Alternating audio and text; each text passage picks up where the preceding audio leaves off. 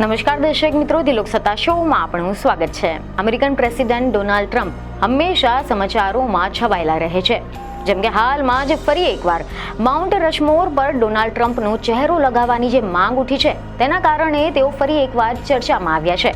તમે જણાવી દઈએ કે આ માઉન્ટ રશમોર પર હાલ તો 4 અમેરિકન રાષ્ટ્રપતિઓના ચહેરા છે. અને આવામાં એવા અહેવાલો સામે આવ્યા છે કે નોબેલ પુરસ્કાર ઉપરાંત જો રાષ્ટ્રપતિ ટ્રમ્પનું બીજું કોઈ સ્વપ્ન હોય તો તે છે માઉન્ટ રશમોર પર પોતાનો ચહેરો જોવાનું. અને તેમને ડોનાલ્ડ ટ્રમ્પની સરકારમાં હોમલેન્ડ સિક્યોરિટી સેક્રેટરી ક્રિસ્ટી નોએમને આ વાત કહી હતી. અને આ ક્રિસ્ટીએ ટ્રમ્પને માઉન્ટ રશમોરનું એક મોડલ પણ ભેટમાં આપ્યું છે, જેમાં ટ્રમ્પનો ચહેરો ઉમેરવામાં આવ્યો હતો. જોકે આ બધું જ ટ્રમ્પના પ્રથમ કાર્યકાળ વિશે છે. જ્યારથી તેઓ ફરીથી રાષ્ટ્રપતિ બન્યા છે ત્યારથી માઉન્ટ રશમોર પર તેમનો ચહેરો મૂકવાની ચર્ચાઓ ફરી એકવાર તેજ બની ગઈ છે. અને આવામાં એવા અહેવાલ મળી રહ્યા છે કે ગત જાન્યુઆરીમાં ફ્લોરિડાના સાંસદ અન્ના પોલિના લુનાએ એક બિલ રજૂ કર્યું હતું.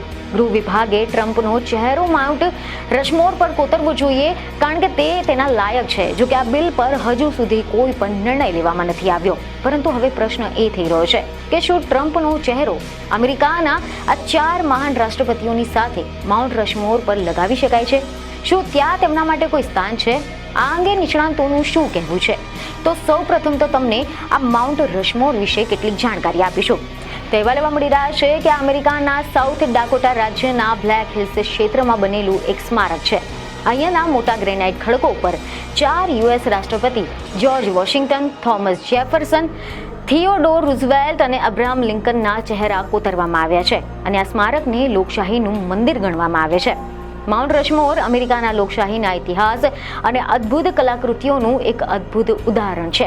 દક્ષિણ ડાકોટાના રાજ્યના બ્લેક હિલ્સમાં આ પ્રતિમા બનાવવાનો વિચાર સૌ પ્રથમ વર્ષ 1923માં ઇતિહાસકાર ડોએન રોબિન્સને આવ્યો હતો. એમનો ઉદ્દેશ એ હતો કે કોઈ પણ રીતે પ્રવાસીઓને દક્ષિણ ડાકોટા તરફ આકર્ષિત કરવાનો છે. તેમણે ટેકરી પર વેસ્ટર્ન હીરોઝના ચહેરા કોતરવાનું નક્કી કર્યું હતું. પરંતુ આ સ્મારક ડિઝાઇન અને કોતરણી માટે આર્કિટેક્ટ અને શિલ્પકાર ગુડઝોન બોર્ગલુમ તેમને સલાહ આપી કે જો પશ્ચિમી નાયકોના બદલે આ ખડક પર અમેરિકન રાષ્ટ્રપતિઓની પ્રતિમા કોતરવામાં આવે તો દેશભરના લોકો તેના તરફ આકર્ષિત થશે. અને તેમના મતે આનાથી અમેરિકાના 150 વર્ષના ઇતિહાસની ઝલક પણ મળવાની છે. રોબિન્સના મતે આના માટે સંમત થઈ ગયા હતા અને માઉન્ટ રશમોરના મજબૂત ગ્રેનાઇટ ખડકો પર કામ શરૂ કર્યું હતું.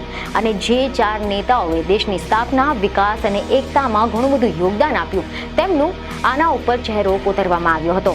આનું કામ 4 ઓક્ટોબર 1927થી શરૂ કરવામાં આવ્યું, જે 1941માં પૂર્ણ થયું હતું. આ સ્મારક અમેરિકાની આઝાદીના 150મી વર્ષગાંઠ પર બનાવવામાં આવ્યું હતું અને અમેરિકા તેની આઝાદીના 250મા વર્ષમાં પ્રવેશ કરવા જઈ રહ્યું છે. ત્યારે આવી સ્થિતિમાં રશમોરના માળખામાં ફેરફાર અંગે ચર્ચા શરૂ થઈ ગઈ છે. આના અગાઉ પણ એવા સમાચારો સામે આવ્યા હતા કે કેટલાક રાષ્ટ્રપતિઓના નામ નવા ચહેરા ઉમેરવા માટે રજૂ કરવામાં આવ્યા હતા. પરંતુ માઉન્ટ રશમોર સાથે ભાવનાત્મક રીતે જોડાયેલા લોકો આ સ્મારકમાં કોઈ પણ ફેરફાર ઈચ્છતા નથી. આ લોકો તેને સંપૂર્ણ કલાકૃતિ માને છે. માઉન્ટ રશમોરમાં નવો ચહેરો ઉમેરવાની ચર્ચા ઘણા વર્ષોથી થઈ રહી છે, જ્યાં સુધી ટ્રમ્પનું નામ સૂચવવામાં આવ્યું ન હતું. જોકે આ અંગે માઉન્ટ રશમોરમાં બીજો ચહેરો ઉમેરવાની શક્યતાને નિષ્ણાંતો પણ સંપૂર્ણપણે નકારી રહ્યા છે. એવા લેવા મળી રહ્યા છે કે માઉન્ટ રશમોરને સારી રીતે જાણતા ભૂસ્તર શાસ્ત્રીઓનું કહેવું છે કે ટેકરી પર નવો ચહેરો ઉમેરવો એ લગભગ અશક્ય છે. તેમના મતે ખડકોની આંતરિક નબળાઈઓના કારણે હવે બોલમર્ગના પ્રારંભિક વિચારને પણ વારંવાર નકારી કાઢવામાં આવ્યો હતો. આવી સ્થિતિમાં અહીંયા કોઈ નવો ચહેરો કોતરવો એ શક્ય નથી. નેશનલ પાર્ક સર્વિસે પણ ત્યાં નવા ચહેરાઓ કેમ ન બનાવી શકાય તેના 2 કારણો આપ્યા છે. પહેલું કે તેને પૂર્ણ થયેલ કલાકૃતિ માનવામાં આવે છે અને બીજું કે ત્યાં નવા ચહેરાઓ માટે કોઈ જ જગ્યા બાકી નથી રહી. તેઓ કહે છે કે માઉન્ટ રશમોરના તે ભાગને સંપૂર્ણ તપાસ કરવામાં આવી છે અને હવે ત્યાં વધુ કોઈ ચહેરો બનાવવા માટે કોઈ જગ્યા જ નથી. જોકે માઉન્ટ રશમોર પર જે 4 રાષ્ટ્રપતિના ચહેરા બનાવવામાં આવ્યા છે એનું કારણ એ છે કે આ લોકો અમેરિકન ઇતિહાસની સૌથી મહત્વપૂર્ણ ઘટનાઓનું પ્રતિનિધિત્વ કર્યું હતું. જેમ કે જ્યોર્જ વોશિંગ્ટન યુનાઇટેડ સ્ટેટના પ્રથમ રાષ્ટ્રપતિ હતા. એવા લેવા છે કે જેમને અમેરિકન ક્રાંતિકારી યુદ્ધનું નેતૃત્વ કર્યું હતું અને દેશને બ્રિટનથી સ્વતંત્રતા અપાવી હતી. નવા દેશનો પાયો નાખવા ઉપરાંત તેમણે અમેરિકામાં લોકશાહીની સ્થાપના પણ કરી હતી અને આ જ કારણોસર વોશિંગ્ટનનો ચહેરો સૌથી મોટો બનાવવામાં આવ્યો છે. ત્યારબાદ થોમસની જો આપણે વાત કરીએ તો થોમસ જેફરસન યુએસના ત્રીજા રાષ્ટ્રપતિ હતા. તેમણે 1803માં ફ્રાન્સ પાસેથી લ્યુઇસિયાના પ્રદેશ ખરીદી લીધો હતો, જેમાંથી દેશનું કદ બમણું થઈ ગયું હતું. આના પછી થિયોડોર રૂઝવેલ્ટ કે જેઓ યુએસના 26મા રાષ્ટ્રપતિ હતા, તેમણે પણ દેશના પૂર્વ અને પશ્ચિમ ભાગોને જોડતી પનામા નહેરના નિર્માણમાં મુખ્ય ભૂમિકા ભજવી હતી. તેમને અમેરિકાના વિકાસ અને પ્રગતિનું પ્રતીક માનવામાં આવતા હતા. આ સિવાય અબ્રાહમ લિંકન એ યુએસના 16મા રાષ્ટ્રપતિ હતા, જેમને ગૃહયુદ્ધ દરમિયાન દેશને એકતામાં રાખ્યો હતો અને રક્ષણ અને એકતાના પ્રતીક તરીકે સ્મારકમાં તેમનો ચહેરો સામેલ કરવામાં આવ્યો છે.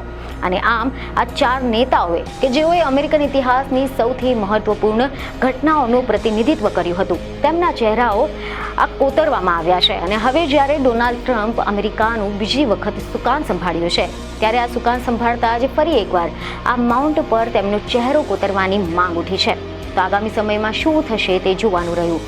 પરંતુ ત્યાં સુધી તમને જો આ માહિતી સારી લાગી હોય તો અમારા વિડીયોને લાઇક અને શેર જરૂરથી કરજો. બીજને ખબરો સાથે ફરી મળીશું. ધન્યવાદ.